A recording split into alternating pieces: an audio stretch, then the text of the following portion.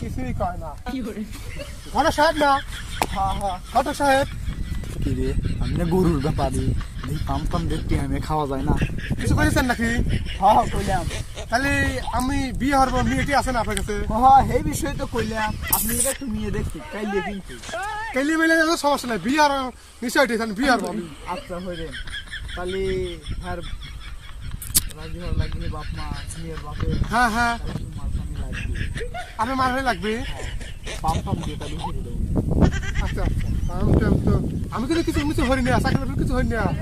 আমি দেখুন আমি কইলাম কিছু মালপানি দেওয়া আচ্ছা আচ্ছা ঠিক ঠিক।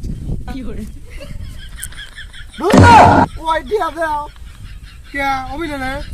দাও আর 200 দাও 100 দাও 200 100 ধরো তাহলে যে হ্যাঁ তবে জামাই আরো চাকরি হবে বুঝছো? আচ্ছা আচ্ছা তাহলে কমন মানে আর্মি চাকরি হ্যাঁ হবে হ্যাঁ তাহলে হে যা লাগে দিবিনি হ্যাঁ, হ্যাঁ দিতে তাহলে আচ্ছা আচ্ছা আচ্ছা আপনি কিছু করেন না, খালি আমার কথা কয়া দেন। আচ্ছা আর কিছু লাগে আমি তোমার পর। আচ্ছা আচ্ছা আচ্ছা আচ্ছা শালা আর সারা জীবন হয়ে এলাম গরুর দালালি আজ আমাক বানা দিল ঘটক না ও যাই গো শালা বঙ্গা তুই এত তো কামাই এলো ও বিয়ে হরুক গো নাই না হরুক গো তাতে আমার কি